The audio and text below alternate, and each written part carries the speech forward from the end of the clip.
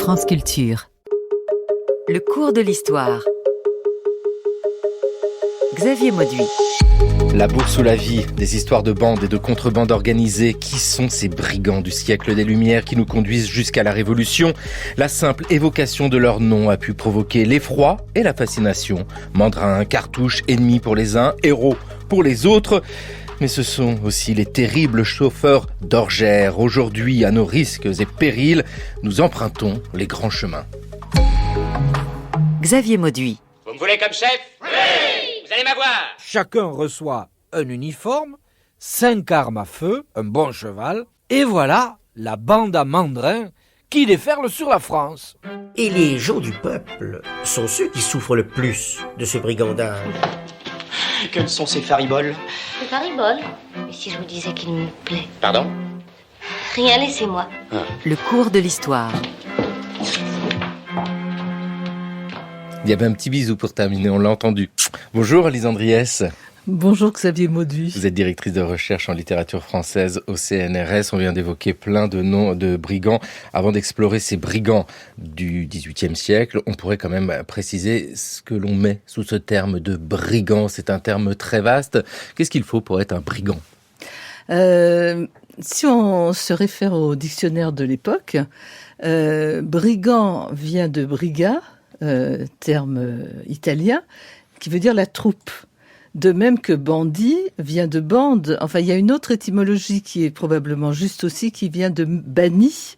C'est un terme qu'on trouve dans un dictionnaire du XVIIIe siècle. Mais que ce soit la bande qui donne bandit ou la brigade, enfin le brigat, la troupe qui donne brigand, on est toujours dans un phénomène de bande, comme aujourd'hui quand on parle de gangsters et de gang. Et c'est peut-être là-dessus que j'aimerais insister dans un premier temps, qu'on parle de cartouche ou qu'on parle de mandrin, on n'a pas affaire à un seul homme, même si c'est un individu qui entre dans la légende, on a affaire à tout un groupe et à une forme de charisme chez le chef de ce groupe. Avec l'idée de bande. Et on l'entend bien en premier, ce sont des groupes d'individus oui. Plutôt masculins. Ah, c'est un monde d'hommes essentiellement et un monde brutal. Il faut de la violence aussi. Souvent. Ce sont souvent des bandes armées. Aujourd'hui, pour réfléchir à cette notion de brigand au siècle des Lumières et jusqu'à la Révolution, Valérie Sotokassa, bonjour. Bonjour, vous êtes professeur, vous êtes professeur d'histoire moderne à l'université de Toulouse Jean Jaurès. Nous avons déjà commencé à délimiter cette notion de brigand. Nous avons la bande, nous avons de la violence. Si l'on parle un peu de géographie aussi, où sommes-nous avec les brigands? On parle souvent des brigands de grand chemin, ce qui évoque d'être hors de la ville. Oui, tout à fait. En fait, je pense qu'on peut aussi définir les brigands par rapport à leur répression. Et cette répression est confiée à partir du milieu du XVe siècle à la maréchaussée. Et la maréchaussée doit veiller à l'ordre dans les campagnes. Et tout au long de la période moderne, que ce soit sous François Ier avec une ordonnance de 1535 ou l'ordonnance criminelle de 1670, tout le monde insiste sur ces crimes dans les campagnes, parce que les villes en fait sont dotées de guets plus ou moins efficaces, mais qui sont censés maintenir l'ordre, alors que les campagnes semblent beaucoup plus dépourvues de moyens de défense. Et donc oui, les campagnes. Et puis j'aimerais aussi insister sur un autre sens du terme brigand qui se rattache à un habit militaire. Et qui fait que la maréchaussée était à la fois destinée à régler la justice au sein des soldats et aussi des bandes de brigands, enfin pour lutter contre les bandes de brigands. Il y a donc un rapprochement entre le fait militaire, notamment entre les périodes de guerre, les soldats débandés et le brigandage. Lise Andriès. Oui, moi je suis tout à fait d'accord. Simplement, peut-être qu'on peut donner un sens un peu plus large à cette définition du brigand ou du bandit, parce que finalement les deux mots se ressemblent en ce qui concerne les exactions sur les grands chemins, parce que là aussi je me réfère au dictionnaire du temps. Le dictionnaire de Furetière, par exemple, à la fin du XVIIe siècle, parle, je le cite, de voleurs de grands chemins et à main armée, de soldats indisciplinés. Et on reviendra certainement sur cette idée de soldats qui, à la fin des guerres, se retrouvent privés de soldes et vont effectivement dans les campagnes jouer un rôle de brigands. Mais on parle aussi dans ce dictionnaire de Furetière, et je le cite à nouveau, de brigands et qui effectuent, je cite, toute autre sorte de volerie, c'est le mot qui est employé, dans les villes. Donc, bien sûr, brigands de grand chemin, c'est peut-être la première chose à laquelle on pense, mais des bandes dans les villes, et à Paris en particulier, ça existe aussi. D'ordinaire, la rumeur qui s'échappe de Paris le jour, c'est la ville qui parle. La nuit, c'est la ville qui respire. Ici, c'est la ville qui chante. Prêtez donc une oreille à ce tutti des clochers. Répandez sur l'ensemble le murmure d'un demi-million d'hommes, la plainte éternelle du fleuve, les souffles infinis du vent, le quatuor grave et lointain des 4 forêts disposées sur les collines de l'horizon comme d'immenses buffets d'orgue. Éteignez-y, ainsi que dans une demi-teinte, tout ce que le carillon central aurait de trop rauque et de trop aigu, et dites, si vous connaissez au monde quelque chose de plus riche, de plus joyeux, de plus doré, de plus éblouissant, que ce tumulte de cloches et de sonneries, que cette fournaise de musique, que ces 10 000 voix d'airain chantant à la fois dans des flûtes de pierre hautes de 300 pieds, que cette cité qui n'est plus qu'un orchestre, que cette symphonie qui fait le bruit d'une tempête. Qu'est-ce que c'est joliment écrit. Mais c'est normal, c'est Victor Hugo, lu ici par Roger Monteux. C'est Notre-Dame de Paris, avec Notre-Dame de Paris, le roman de Victor Hugo. Nous sommes sur un récit écrit au 19e siècle, dans les années 1830, sur des événements que Victor Hugo situe au 15e siècle. Et à Paris, dans Notre-Dame de Paris, il y a la Cour des Miracles. Alors, comment se conçoit cette Cour des Miracles? Est-ce que l'on peut dire qu'elle est peuplée de brigands? Alors, des cours de miracles, il en a existé. On n'est pas uniquement dans le romanesque, on n'est pas uniquement dans le médiévalisme du 19e siècle. On a la présence de cours de miracles dans des plans de Paris du XVIIe siècle et jusqu'au début du XVIIIe siècle. Et on a même des descriptions dans des guides de Paris pour des voyageurs. Est-ce que, alors ces cours des miracles, aujourd'hui on appellerait ça plutôt comment est-ce qu'on pourrait appeler ça? C'est un peu comme des favelles. Il faut se dire, enfin, des lieux très pauvres, des maisons qui tiennent à peine. Il faut quand même imaginer Paris et les grandes villes de l'époque comme de lieux où la misère est très présente. Et le banditisme se nourrit aussi de cette misère. Ces cours des miracles, on sait que la principale d'entre elles se trouvait à la lisière de Paris et de la campagne, c'est-à-dire du côté de l'actuelle porte Saint-Denis, qui existait déjà à l'époque. Et quand on regarde les plans de la ville qui montrent les cours de miracles qui sont appelés comme tels, c'est toujours dans les endroits les plus sales. Et à côté de cette grande cour des miracles près de la porte de Saint-Denis, il y avait le grand égout à ciel ouvert qui descendait de Ménilmontant et qui arrivait jusqu'à l'actuelle place de l'Alma. C'était évidemment dans les endroits les plus sales de la capitale que se trouvaient ces maisons les plus misérables. Est-ce qu'elles étaient peuplées de brigands ? Je n'en sais rien. Elles étaient peuplées de ceux que la ville avait placés à la marge. Les mendiants, les estropiés, des brigands sans doute aussi, mais c'était surtout le lieu où l'on accueillait les plus misérables des habitants de la ville. Valérie Sotokassa. Alors, dans les campagnes, le système est un petit peu différent. Et la peur de la société, en fait que les sociétés de brigands constituent des contre-sociétés. Voilà. Donc, on a moins de pauvreté, moins de misère, sans doute des milieux qui sont moins pauvres, mais qui peuvent constituer une contre-société. Et c'est ça qui, en fait, inquiète les sociétés.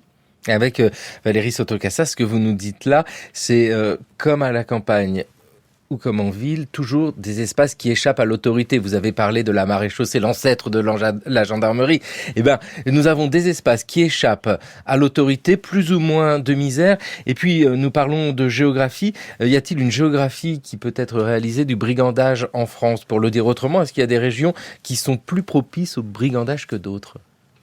Alors oui, si on parle en particulier de contrebande ou de brigandage lié au pillage sur les grandes routes, eh bien les lieux où il y a des statuts fiscaux différents entre grandes gabelles et petites gabelles, par exemple, il y a du brigandage, ou bien le long des voies de communication, ce que l'on a pu remarquer tant en Languedoc qu'en Bretagne, où on voit que les grands axes de communication, dans la vallée du Rhône par exemple aussi, sont des lieux propices au brigandage.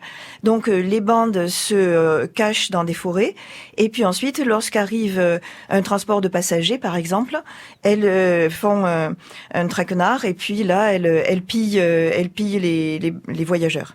Avec cet impôt sur le sel, la gabelle, sachant qu'il n'est pas le même partout. En Bretagne, il n'y a pas de gabelle, il faut dire que la mer est juste à côté, mais si on va pas très loin, il y a de la gabelle, et là, il faut payer l'impôt, c'est sûr que ça incite à la contrebande. Lise Andriès. Alors, tout à fait d'accord avec ce que vient de dire Valérie Sotocasa. Si on parle des villes maintenant, et de Paris que j'ai particulièrement étudié, on a évidemment aussi des lieux qui se prêtent plus que d'autres au brigandage. On a les rues assassines. Il faut aussi se dire que Paris, jusque dans les années 1740, avait peu d'éclairage. Les premiers réverbères ont été installés, je crois, en 1744, si ma mémoire est bonne. Donc, il y avait bien sûr un petit peu de lumière, mais pas beaucoup. Donc, il faut imaginer que Paris, le soir, était une ville très peu sûre, malgré une présence militaire et policière forte. Parce que là, on parle de 6 à 8 000 hommes à Paris au XVIIIe siècle, ce qui fait quand même, qui surveillait la ville, ce qui fait beaucoup de monde, qui doit correspondre pas tout à fait au nombre de policiers aujourd'hui, mais pour une ville qui était quand même plus petite, qui contenait à peu près 500 000 habitants. Donc, imaginez les rues de Paris le soir totalement privées de lumière. C'était évidemment des moments propices pour le brigandage. Voilà, et puis c'est propice aussi à se ramasser un pot de chambre jeté par la fenêtre au même moment, sachant qu'il n'y a pas d'égout. On n'a pas envie d'y être. Faut faire attention, en tout cas. Valérie Sotocasa, au moment de réfléchir aux brigands, on l'a bien dit, il y a de la violence, des armes, et puis cette notion de bande, avec l'idée que ce n'est pas un métier, au sens où la personne n'est pas brigand tout le temps, en permanence, sur l'ensemble de l'année. Il y a des moments où on est brigand, on peut quitter la bande, on peut être petit voleur tout seul, revenir. C'est en cela aussi qu'il est difficile peut-être de cerner qui sont ces brigands. Alors, il est difficile de cerner qui sont ces brigands, d'abord parce que ils agissent dans la clandestinité, ils ne laissent pas de traces. Donc, on les trouve lorsqu'ils ont échoué. Parfois, quelques procédures, mais très très exceptionnelles, sont fondées sur des confessions de brigands, des brigands repentis en fait, qui dénoncent leurs comparses. Et là, on peut essayer de faire une étude, disons sociale des brigands.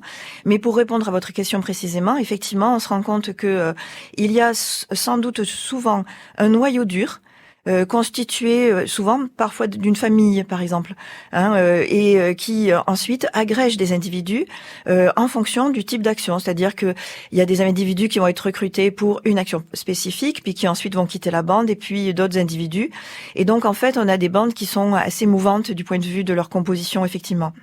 Et j'aimerais, si c'est possible, revenir un petit peu sur la question de la nuit, parce que le brigandage en ville se fait peut-être la nuit, mais ce que j'ai constaté moi avec un comptage assez précis des actes de brigands, c'est que dans les campagnes, les brigands n'agissent pas la nuit. Les campagnes sont plongées dans le noir le plus total, et il est aussi difficile pour des brigands d'agir la nuit que pour des gens tout à fait normaux. Et donc les brigandages ont principalement lieu le jour. Avec, quand vous étudiez, Valérie Sotocasa, ces cas de brigandage, des différences avec les nuits sans lune et les nuits avec un très beau clair de lune, où on peut y voir. Moi, j'imagine, je suis dans la ferme en pleine nuit, mais c'est une nuit avec une très belle pleine lune. On y voit quelque chose, j'ai un peu plus peur. Je me dis, là, il risque d'attaquer. En fait, dans les campagnes, les brigands se font passer pour des voyageurs. Et dans les campagnes, surtout dans les campagnes pauvres, de Bretagne, du Midi, il y avait des campagnes très très pauvres. L'hospitalité était la règle. Donc très très souvent, on a des brigands qui frappent à la porte tout naturellement, et puis qui se font héberger, et puis ensuite ils se tournent contre les propriétaires pour les voler et les piller. Ah oui, puis là on se fait avoir et c'est une véritable catastrophe avec, dans ces figures de brigands qui nous intéressent, l'une d'elles qui a marqué les esprits des contemporains bien sûr et par la postérité ensuite, c'est Cartouche.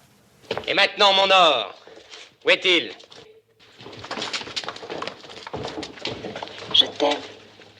Normal.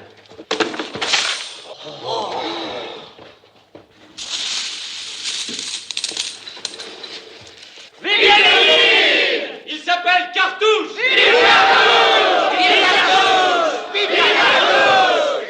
Qui est notre chef? Vous me voulez comme chef? Oui. Vous allez m'avoir. Vous me suivrez jusqu'à la corde. Oui.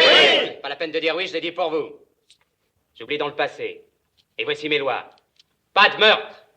On ne s'attaque qu'aux grands. Je ne vois pas pourquoi seuls les grands ont le droit de porter des plumes et des dentelles.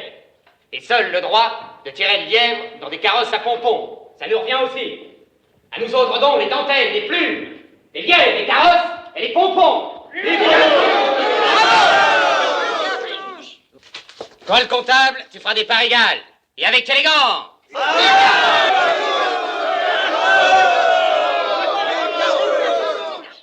Jean-Paul, J'ai dit. il l'a dit. Jean-Paul Belmondo et Cartouche dans le film de Philippe de Broca en 1962 avec ici ce personnage qui nous fascine, Cartouche, et qui correspond à ce que vient de nous dire Valérie Sotokassa. C'est-à-dire, on a un personnage central, sans doute quelques lieutenants autour de lui, et puis après, la bande où s'agrègent des gens, alors on continue ou pas on continue à un moment ou à un autre. Qui est Cartouche ? Cartouche est né en 1693 à Paris. Son vrai nom est Garthausen. C'est le fils d'un mercenaire allemand qui est devenu tonnelier à Paris. C'est vrai que dans cette bande, dans le noyau de cette bande, il y a des membres de sa famille, puisqu'il a 2 frères qui vont exercer le métier de brigand, si on peut dire, avec lui. Et c'est vrai aussi, enfin, ce que vous évoquiez tout à l'heure, ce métier qui n'en est pas un, ce métier qui peut être provisoire ou qui peut être sur une plus longue régularité, c'est vrai parce que quand on étudie la bande de Cartouche, et il y a eu quand même plus de 300 arrestations en 1720, jusqu'en 23-24. Lui a été exécuté en novembre 1721, mais il y a eu des procès tout au long de ces années-là.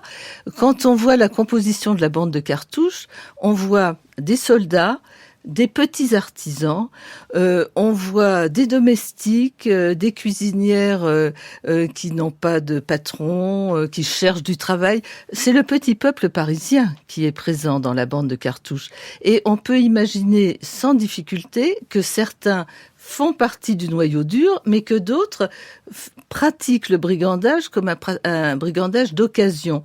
Je donnerai un autre exemple qui est celui d'une autre bande, mais qui est beaucoup moins célèbre, qui est la bande de Raffia, R-A-2-F-I-A-T. Enfin, l'orthographe varie quelquefois. Raffia était crieur de billets de loterie. C'était souvent des tout petits métiers, et dans sa bande à lui, il y avait ce qu'on appelait des gagne-deniers, c'est-à-dire des hommes qui étaient des portefaix qui se louaient à la journée. Donc on a affaire au petit peuple parisien et en effet à des individus qui, par moment, quand ils ont un bon coup à faire, y participent et qui ensuite se fondent complètement dans leur quartier et dans leur métier. Ce qu'on pourrait ajouter aussi, c'est que tous ces brigands, et parmi eux les plus célèbres, sont jeunes. Non seulement c'est un monde d'hommes, avec quelques femmes, mais elles sont peu présentes, et ce sont souvent des compagnes. Ce sont rarement des femmes qui sont au premier plan dans les actes de violence et de banditisme, mais ce sont des hommes qui sont jeunes. On meurt jeune quand on est brigand. Cartouche va mourir à 28 ans, Mandrin à 30 ans. C'est quand même quelque chose qui est une constante dans ce milieu-là. On dresse le portrait, ça y est, on a un jeune homme pour être brigand. Valérie Sotokassa, cette question des femmes est présente. Oui, cette question des femmes est importante, même si elle est très très mal connue. On a quand même des études qui essayent de comprendre la position des femmes. Donc on a quelques rares femmes chefs de bande. Donc on en a trouvé en Bretagne. Alors je cite la Bretagne parce qu'on a des études, mais il y en a peut-être ailleurs qu'on connaît pas. Là il y a des études à faire. Et donc on a par exemple Marion Dufawet, qui a disons été à la tête d'une bande entre 1740 et 1755. Et c'était une bande de voleurs. Et elle était réputée pour son autorité. Et on disait qu'elle avait un sifflet et que son coup de sifflet, tous ces hommes se rangeaient derrière elle pour aller voler et pour aller effectuer des actions armées, des actions même violentes. Et il y en a une autre, toujours en Bretagne, dans les environs de Guingamp, une certaine Marie Lescalier qui a désolé le pays pendant assez longtemps, de 1730 à 1757. Donc on a des femmes chefs de bande, mais effectivement, comme le disait Lise Andries tout à l'heure, les femmes sont souvent des compagnes. Il y a des structures familiales dans les bandes, et puis les femmes sont plutôt des victimes. Là, c'est vrai que lorsque des bandes de voleurs, des bandes de pilleurs s'attaquent à une ferme, ils s'attaquent aux femmes pour faire céder. C'est un moyen de pression pour faire céder les hommes et leur faire avouer où sont cachés leur argent. Et aussi, ils les chauffent, ils les brûlent. Voilà, ils leur brûlent les pieds. Ça, c'est plutôt plus connu. Avec Lise Andries, c'est vrai, un monde extrêmement violent. On parle de fascination, on parle de tout ce que cela a pu générer, mais c'est la violence en premier dans cette histoire. C'est-à-dire, tout dépend des textes sur lesquels on s'appuie. Je viens de la littérature par mes études, donc j'ai commencé à travailler sur cette question des brigands dans les romans, dans les biographies criminelles, parce que les grands brigands ont donné lieu à toute une littérature, à des poèmes, à des chansons, à des complaintes et aussi à des biographies criminelles. Souvent, ils apparaissent comme extrêmement séduisants. Mais quand on lit les archives et les archives judiciaires, on a un tout autre portrait. Et pour en revenir aux femmes, je suis d'accord, elles sont souvent victimes. Ce qui est surtout frappant, c'est que on trouve évidemment dans les archives des femmes criminelles, mais au sens très large du terme. Ce sont plutôt des voleuses. Ce sont rarement des femmes qui pratiquent des actes de violence. La violence, elle est quand même dans ce monde-là du côté masculin. Et elles sont voleuses. Elles sont souvent ce qu'on appelle enquilleuses, c'est le terme qui était utilisé à l'époque. Et alors, qu'est-ce que c'est que l'enquillage ou le fait d'être enquilleuse ? Vous savez, les femmes portaient des robes longues et sous la robe, elles avaient une grande poche. Tout le monde, enfin pas seulement les voleuses, elles avaient une grande poche qui était cachée sous la robe et à laquelle on accédait par une sorte de poche, enfin de petites poches sur le côté. Et ces poches étaient comme des sacs. Et les enquilleuses, elles volent à l'étalage, elles volaient souvent des tissus un petit peu précieux, des mousselines, de la soie, et elles cachaient sous leur robe ce qu'elles avaient volé, et c'est ça l'enquillage. C'était un métier de femme. Un métier de femme avec, on le voit bien dans ce monde des malfrats, des voleurs, des spécialisations, et ce mot brigand qui a un féminin, c'est brigande. Un archer nous rapporta la manière dont cette coquine s'y prenait pour détrousser les passants, et souvent pour les tuer. Elle est à pied et vêtue proprement. Elle porte une boîte moins pesante qu'incommode par sa grandeur. Lorsqu'elle aperçoit un cavalier qui passe dans ce chemin, elle se laisse apercevoir. Peu d'hommes, voyant une femme d'un certain air au milieu d'une forêt, ne se laissent tenter à la curiosité de s'approcher d'elle et de lui demander ce qu'elle y fait. Elle répond et, se plaignant de sa lassitude, donne occasion aux passants de lui offrir la croupe de son cheval. Elle l'accepte, et pour se préparer plus de facilité à faire son coup, elle prie le cavalier de prendre devant lui sa boîte afin qu'il ait les mains occupées. Alors, elle prend son temps pour lui enfoncer par derrière ou dans le côté un large poignard dont elle est toujours pourvue.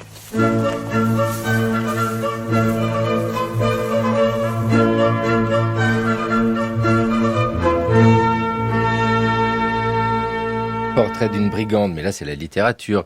Mémoires et aventures d'un homme de qualité de l'abbé Prévost, lu dans le cours de l'histoire par Oriane Delacroix. Il y a de la violence un peu, Valérie Sotocasa, on l'entend bien, en fait c'est ça qui est très délicat, toujours en étudiant les brigands, c'est ce biais des sources par la littérature qui en font des personnages de héros. Et on voit bien ici que l'abbé Prévost est fasciné aussi par la personne qu'il décrit, qui malgré tout manie le couteau.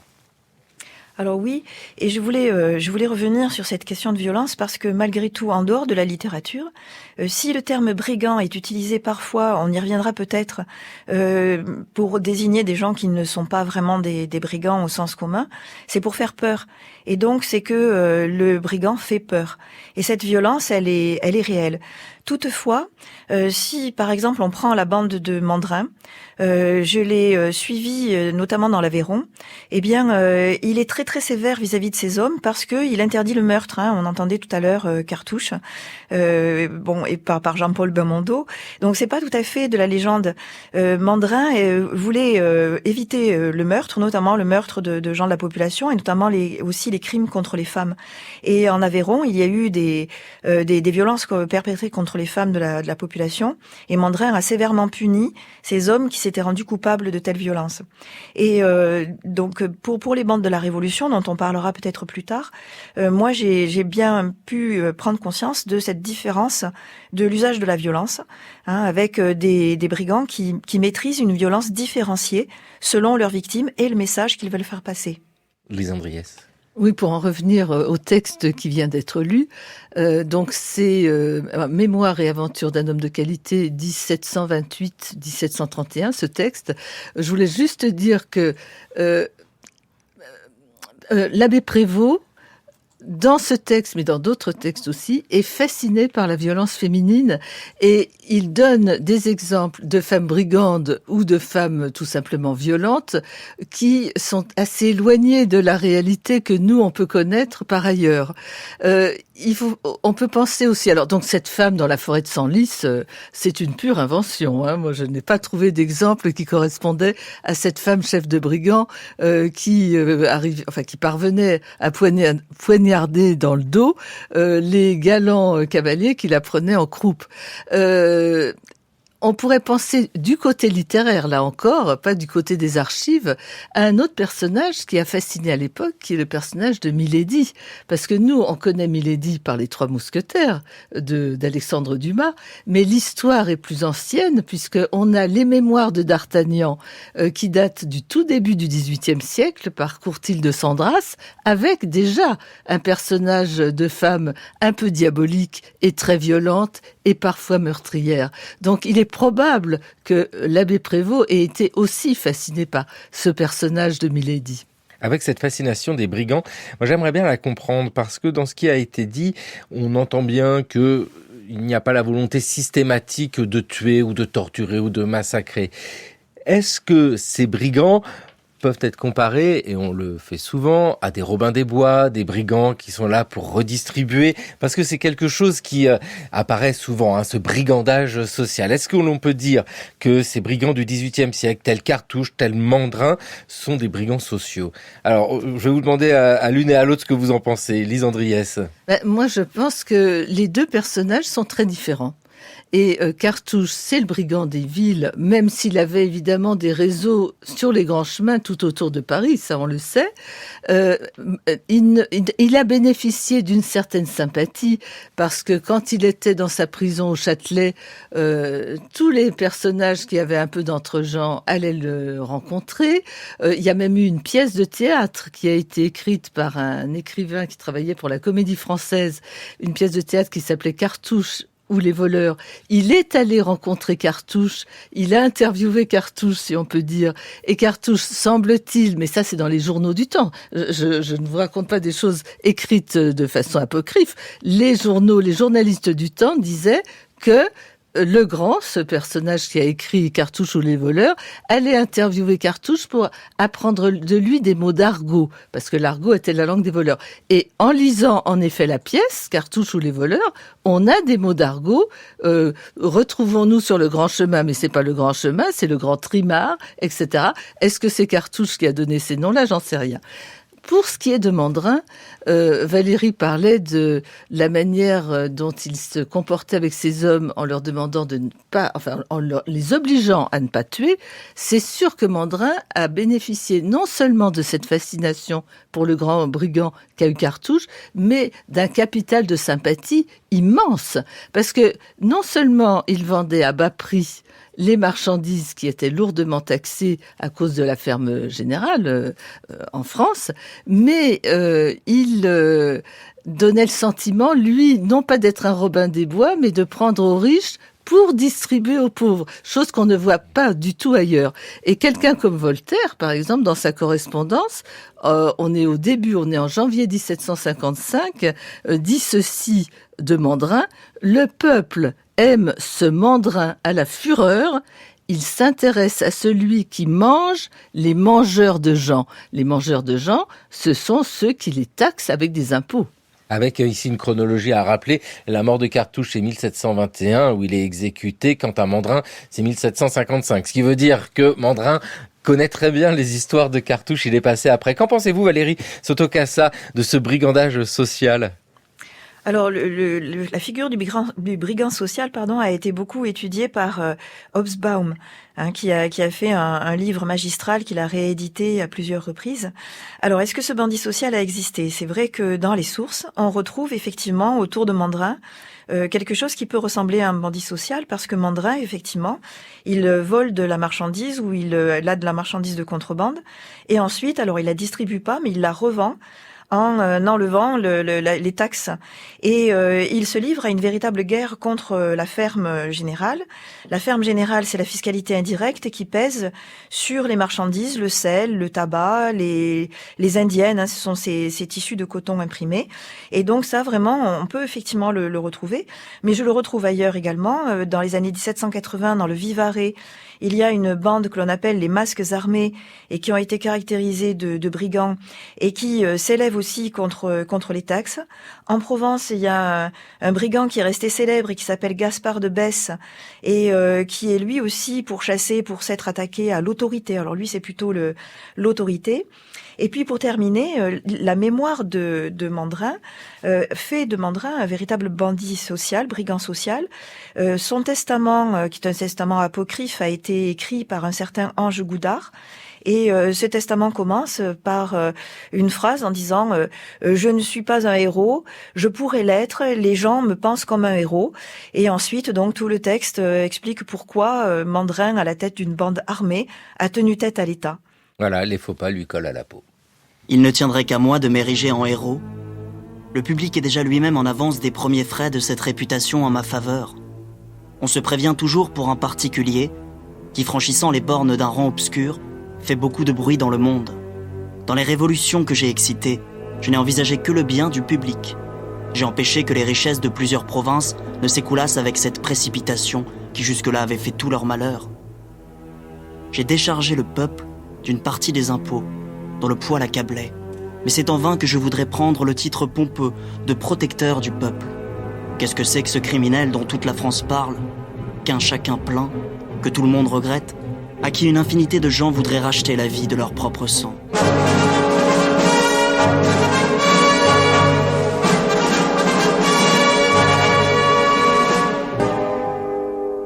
France Culture, le cours de l'histoire. Xavier Mauduit. Le testament de Mandrin, lu par Raphaël Laloum avec un imparfait du subjonctif, ça fait toujours du bien à l'oreille. Ici, testament apocryphe, on l'a bien dit, Mandrin est exécuté en 1755.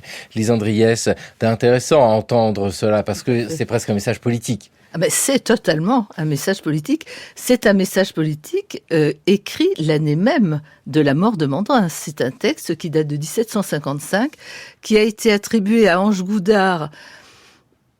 Mais on n'en est pas sûr, mais c'est très probable. Alors cet Ange Goudard, c'était une sorte d'aventurier, un peu espion, pamphlétaire, et le livre a été évidemment interdit. Il circulait, mais il a été mis au pilon sur ordre du lieutenant général de police. C'était évidemment un texte contre le système des impôts au XVIIIe siècle. Pas un texte contre le roi lui-même, mais contre les fermiers généraux qui étaient détestés de la population. Il y a aussi une autre phrase dans ce testament politique de Louis Mandrin, généralissime des contrebandiers, c'est la fin du titre. Il y a ce texte, il y a cette phrase tout à fait intéressante, il me semble, quand on la lit aujourd'hui, je la lis, quand le peuple commence une fois d'aller, il ne sait jamais lui-même où il ira. Alors, on n'est pas à la veille de la Révolution française, mais on s'en rapproche. C'est dans l'air du temps, bien sûr. Valérie Sotokassa, on entend bien ici qu'il y a un aspect politique qui est là. Alors, faudrait pas faire de téléologie, de lecture, sachant que la révolution va arriver. Mais quand même, il y a quelque chose de l'air du temps. Et puis, il y a un peu une histoire économique, on l'entend bien. C'est-à-dire que ces brigands-là, Mandrin particulièrement avec la contrebande, proposent un système économique parallèle à celui imposé par la monarchie. Oui, tout à fait.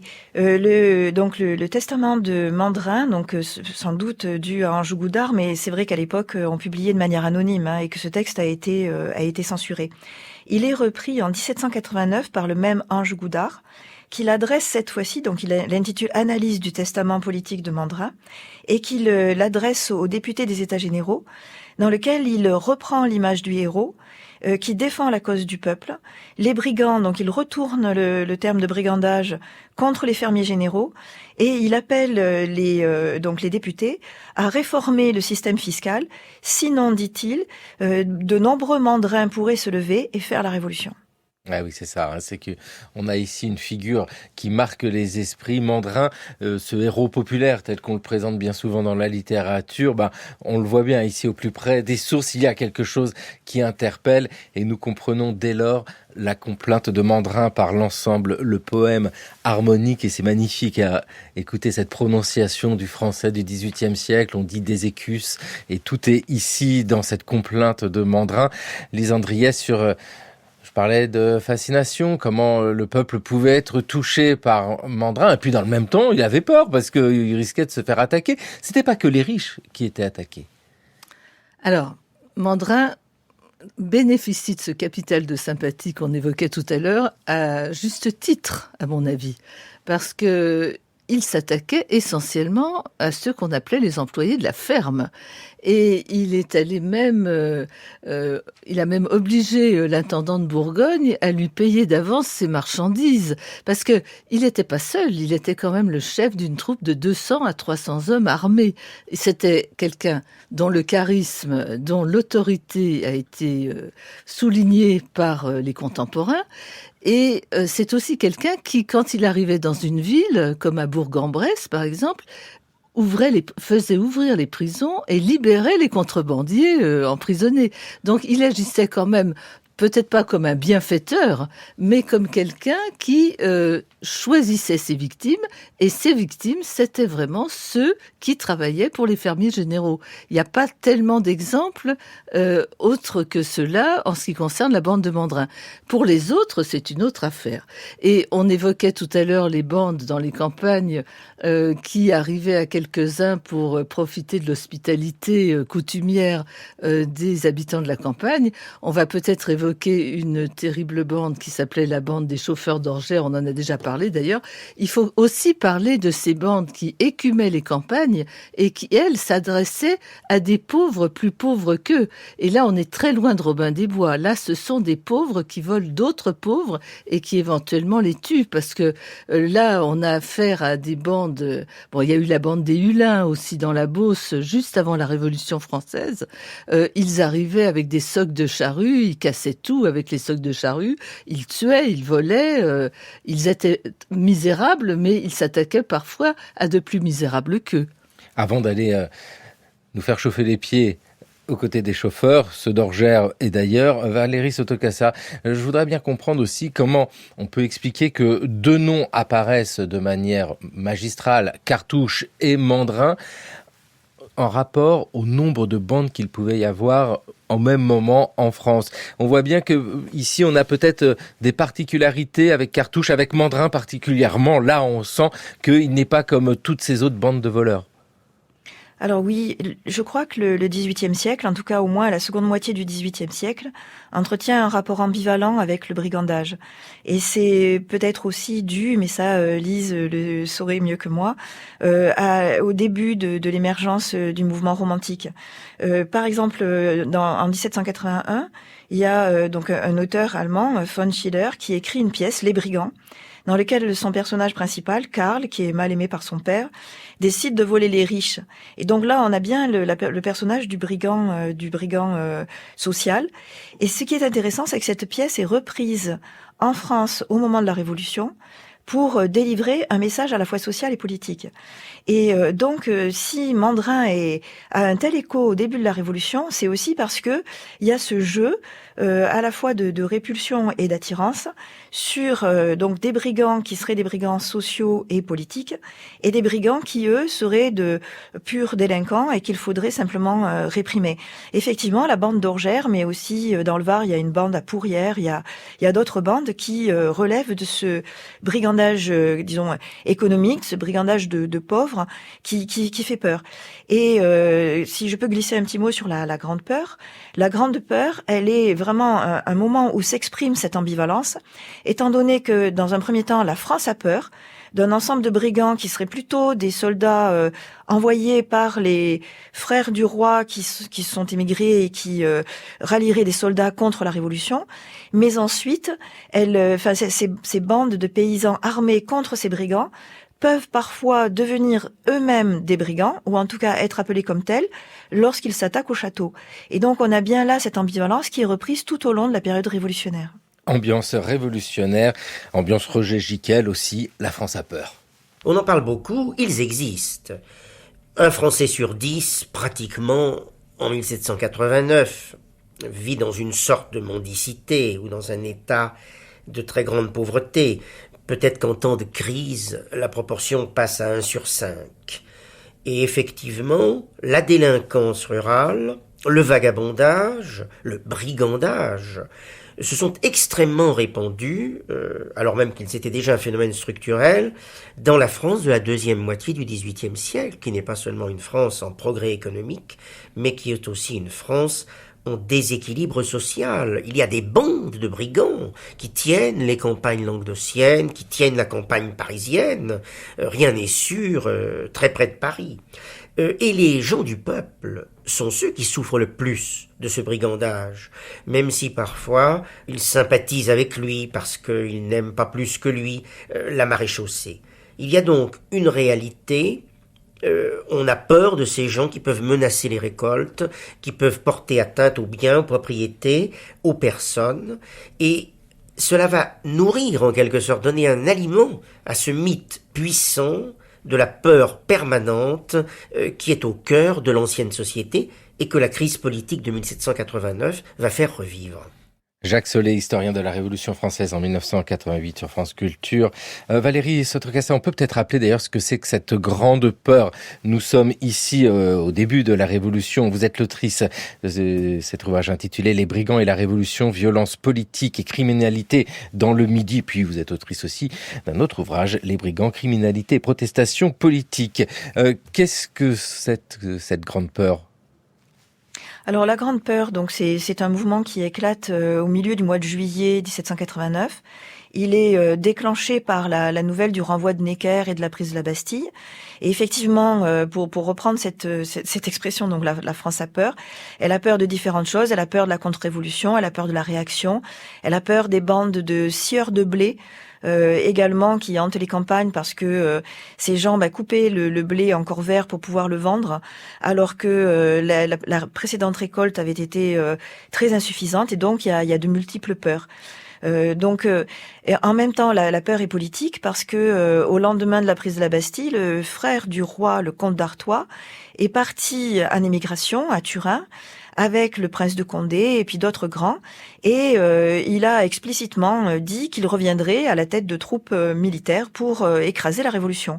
Donc, quand on apprend tout ça, dans ce climat de peur, eh bien, les paysans s'arment dans l'attente de ces brigands, surtout lorsque l'on voit de la poussière, lorsqu'il y a des rumeurs qui annoncent des bandes, eh bien, on s'arme pour se préparer à la confrontation, en fait. Et puis une fois que les armes sont entre les mains, maintenant faut voir ce qu'on va en faire. Tiens, il y a le château juste à côté. Lise Andriès, vous êtes l'autrice de Bandits, Pirates et Hors-la-Loi au temps des Lumières, publié chez Classique Garnier, ou encore, vous avez dirigé ce travail sur Cartouche, Mandrin et les autres brigands du XVIIIe siècle. On a ce moment de la Révolution française avec un contexte très particulier. On l'entend ici à l'été 1789, la Grande Peur. Ces brigands de la Révolution française sont dans la continuité des brigands auparavant. C'est pas parce qu'il y a un changement politique que les phénomènes changent radicalement, ou est-ce que le contexte de la Révolution va modifier le phénomène, voire l'amplifier ? Moi, je pense que le phénomène va être amplifié. Il est amplifié en particulier à partir du moment où la France est en guerre contre l'ensemble de l'Europe, parce que il n'y a plus de frontières. On a évoqué tout à l'heure Mandrin, la contrebande. Les pays frontaliers sont évidemment, les zones frontalières sont les zones où la contrebande s'exerce le mieux. Mais là, je parle avant la Révolution. Il faut imaginer la France révolutionnaire après 1792 comme une France dont les frontières n'existent plus vraiment, avec des troupes qui vont d'un lieu à un autre, avec un système judiciaire qui lui aussi est complètement transformé. Donc oui, bien sûr, le brigandage va va s'installer et s'amplifier à cause de ce désordre géographique et de ce désordre aussi dans ce qui concernait l'ancienne répression. Oui, parce que il y a de ça, hein. Il faut de la répression pour éviter qu'il y ait du brigandage, même si on sent bien que le pouvoir royal avait du mal à contraindre ces brigands. Mais enfin bon, Cartouche a été exécuté, Mandrin a été exécuté, mais sous la Révolution, il y a là aussi la même chose, hein. C'est la fascination, l'horreur aussi, quand il s'agit des chauffeurs, particulièrement les chauffeurs d'orgères. Ils assassinaient, ils violaient, ils incendiaient, ils volaient, mais on y chauffait peu. C'était une méthode qui avait déjà été employée dans le Nord ou dans le Dauphiné. Et la bande des chauffeurs de notre région, qu'on appellera les chauffeurs d'orgères à cause de mon aïeul, n'a commis en fait que 5 affaires de chauffe. Une bonne chauffe, ça se faisait en 3 temps. C'est une véritable recette culinaire, hein. Vous prenez le gars, vous le ficelez, et vous lui passez sous les pieds, sous les jambes, sous les mollets, sous les cuisses, même sous la barbe, des brandons de paille enflammés. Alors, ça a un avantage, ça grille les poils, ça fait gonfler les chairs, ça met en condition, ça permet d'entamer une conversation intéressante, d'avoir des réponses à des questions qu'on pose, qui sont toujours les mêmes d'ailleurs, hein, c'est où est-ce qu'est le pognon? Et alors, il est recommandé de piquer avec une fourchette ou la pointe d'un couteau et d'arroser avec un bon alcool. Alors ici, ça se passait à l'eau-de-vie de prune, hein, c'est l'agnole du pays.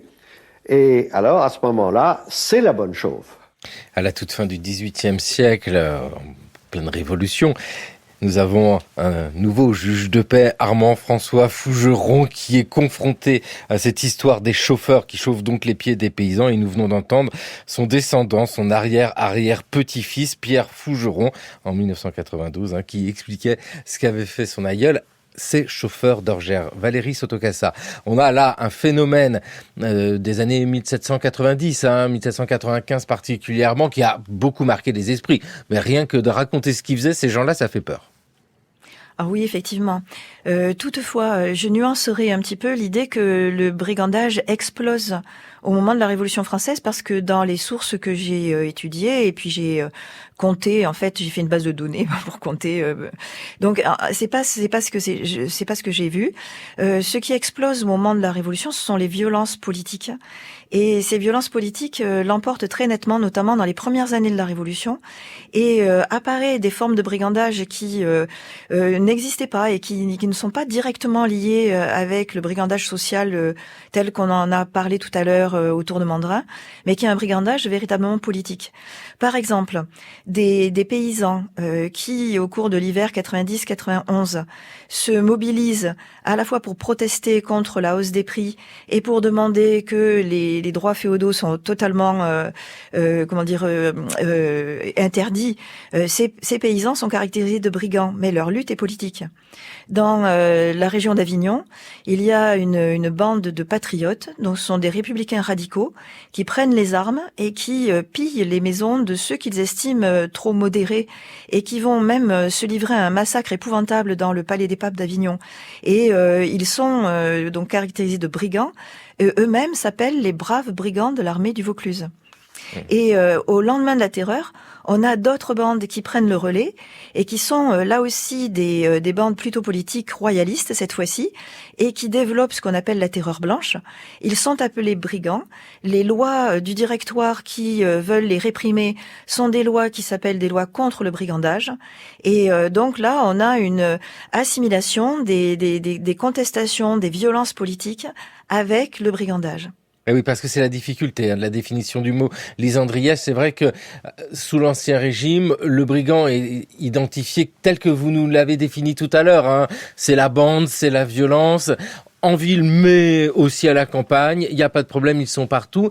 C'est vrai que sous la Révolution, le mot brigand, l'étiquette brigand, est attaché à beaucoup plus de groupes. Oui, alors déjà, juste un point à propos des bandes pendant la Révolution. Je suis pas tout à fait d'accord avec Valérie parce que au nord de la France, il y a une énorme bande qui était la bande de Moneuses pendant la Révolution qui a fait pas mal d'exactions. À l'Est, c'était la bande de Schinderhannes. On a des exemples quand même importants de bandes qui déferlent le long des frontières pendant toute cette période de désordre politique. Là où, en effet, il y a un phénomène, alors là c'est une autre chose, c'est un autre point, là où il y a un phénomène qui est propre à la Révolution française, c'est que le brigandage, qu'il soit politique ou qu'il soit de droit commun, comme on dirait aujourd'hui, est souvent accolé à des termes politiques. Par exemple, moi j'ai trouvé dans des feuilles volantes des expressions du style « royaliste de grand chemin ». Parce que on ne pouvait pas ne pas accoler un nom politique à ce genre de choses. Une boulangerie attaquée par des gens qui crevaient de faim pendant la Révolution, eh ben c'était de bons patriotes. Donc tout ce qui est lié au brigandage pendant la Révolution est politisé systématiquement. Et c'est le cas aussi des mouvements contre-révolutionnaires. Les Chouans, ils sont contre-révolutionnaires, mais ce sont des bandits. Ce sont des bandits royalistes. C'est vous qui le dites, Lise Andriès. Originaires de Saint-Berthevin, à quelques kilomètres de Laval, on appelait les Cottereaux les Chouans, surnom donné à leur père, taciturne personnage, comme semble l'être le Chat-Huant, et Chat-Huant devint Chouan.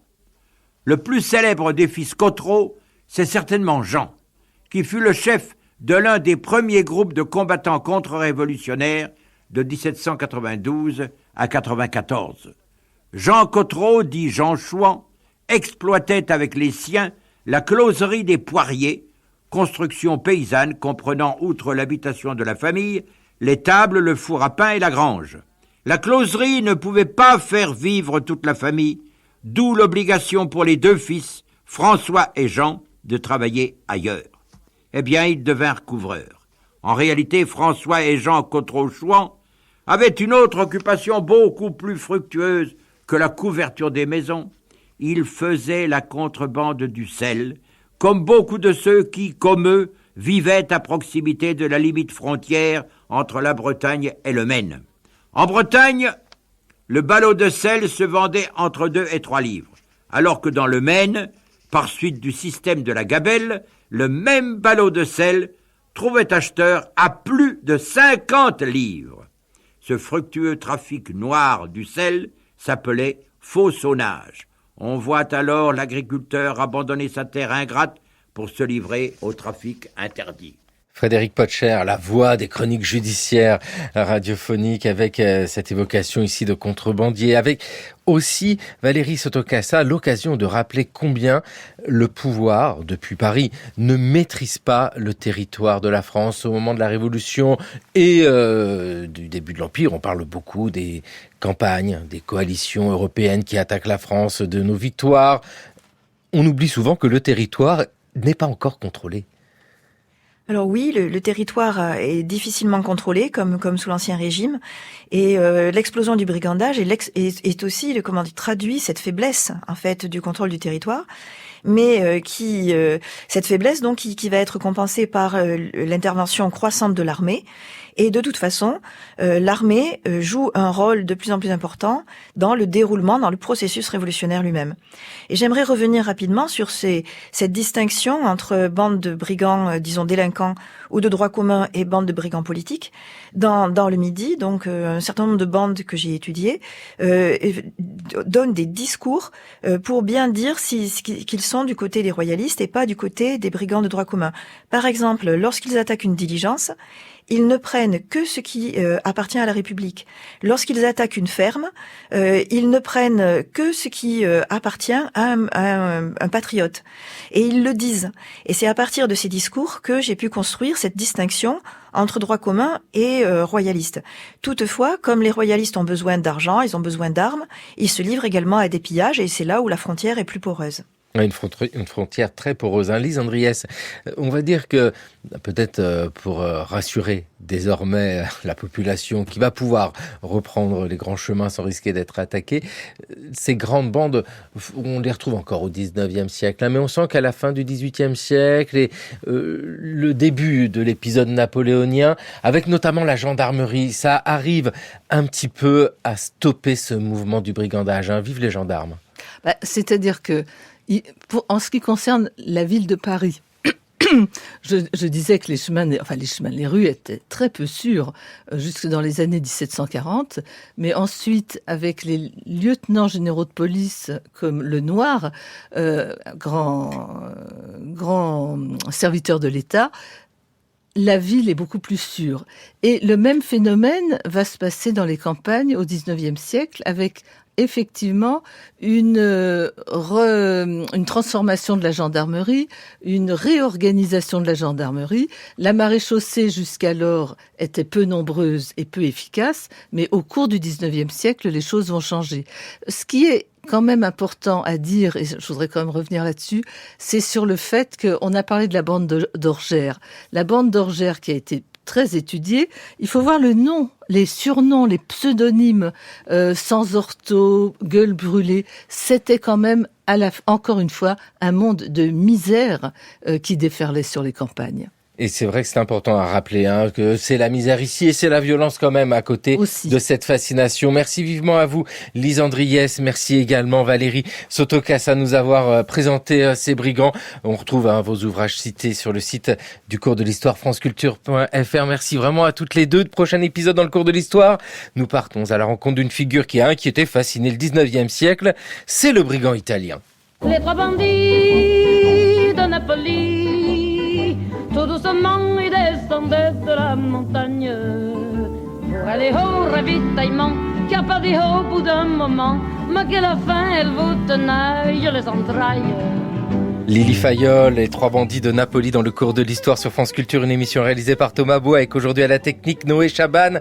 Merci à Thomas Boyer, à Ici Occitanie, c'est à Toulouse, et merci à Jeanne Delecroix, Jeanne Copé, Raphaël Laloum, Maël Vincent Randonnier et Maïwen Guiziou. Le cours de l'histoire à écouter, à podcaster sur franceculture.fr et l'appli Radio France.